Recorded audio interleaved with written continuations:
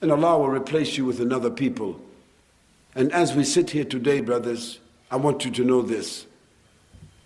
The Muslims are being replaced as you sit here today. Between Australia and Great Britain and North America, 118,000 people are accepting Islam every year. 118,000 people are accepting Islam every year. Double the amount which was accepting Islam before September 11th. Before September 11th, about 62,000 people was accepting Islam between North America and Europe and UK and Australia. After September the 11th, that number has went up to on an average of 118,000. What is the reason? It is not because Muslims are giving more da'wah. It's because Allah has opened the window, and that window will never be closed again. We don't say that we like or we support September 11th. No Muslim would say that in his right mind, even though I don't believe any Muslim had something to do with that. I want to go on record to tell the Muslims, don't take the rap for that. If some Muslims were involved, they were not the ones who really executed and orchestrated that action. There is clear evidence now to show that Muslims could never have orchestrated that kind of action. But if some Muslims was involved at all, they were compromised, and it was orchestrated and carried out by a rogue operation. Nevertheless, Allah subhanahu wa ta'ala, فَعَالٌ لِمَا يُرِيدُ, He is the doer of whatever He wants to do, and to send signs and ripples through the heavens and the earth. And after September the 11th, the window to Islam has been opened wider than it has ever been opened, and it will never close again. And when we talk about media, this is the last thing I want to say to you. We have been assaulted by the media. We have been slandered by the media. We have been put in prison in our own homes by the media. We have been traumatized by the media, and there's nothing we can do about it because we have no media of our own. Well, brothers and sisters, that time has changed. Alhamdulillah, I'm telling you now that in August we are breaking the ground, alhamdulillah, not for a channel. A year and a half we were here in Australia talking about a channel. Is it, Sheikh? But Allah subhanahu wa ta'ala, sometime when you ask for something, be careful. Because you ask for a cup, and Allah subhanahu wa ta'ala, He gives you a river. We are breaking the ground for the Islamic Broadcast Center, which will have and host 50 channels. We will break the ground for it, our own building, and we will host 50 channels and 5 FM radio stations.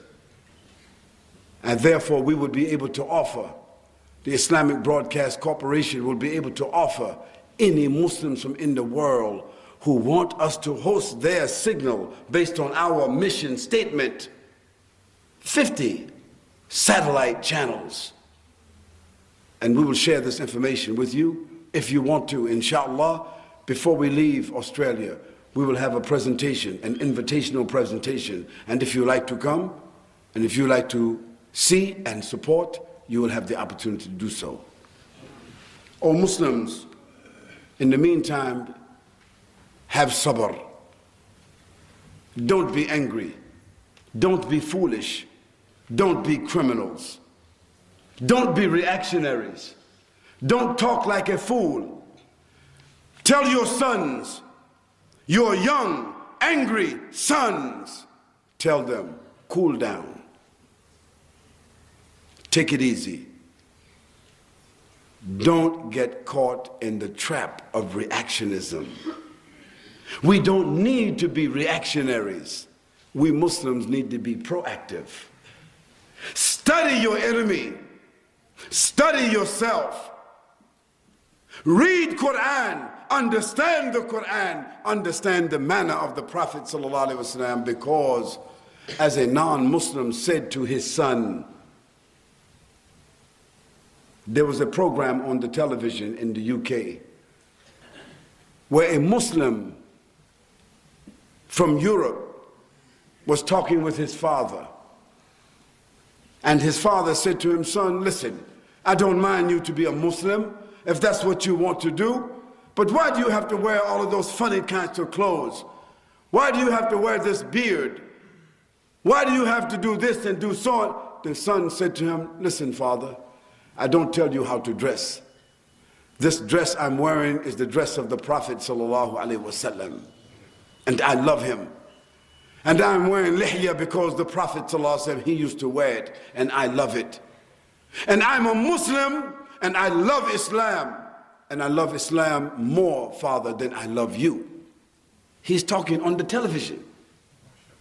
So his father said to him, okay, but if you want to do that, why are you telling me that you want to go and move from here and go to Syria or Pakistan or go and live in Jordan, or you want to live in Saudi Arabia? Why you want to do that? The son said, because I want to save my children from the fitna of this land which we are living in. And what did the father say to his son? Subhanallah. He said, son, don't you see? You don't have to go any place. Soon, the land where we are living at will all be Muslim. A non-Muslim father said that to his son. This was his observation, that the way things are going, his father said, you don't have to move anywhere. Soon, Islam will become the dominant religion anyway.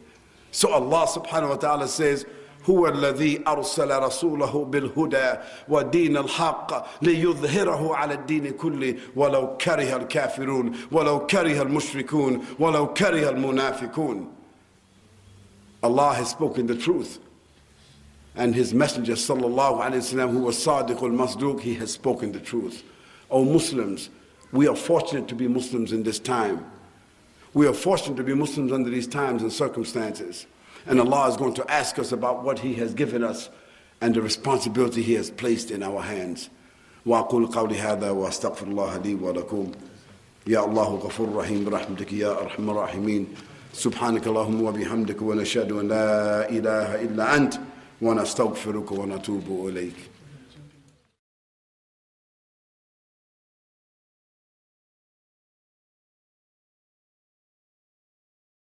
Every time we turn around, they're selling a ticket for this and a ticket for that, and asking for donations for this and donations for that. I want to remind you of something.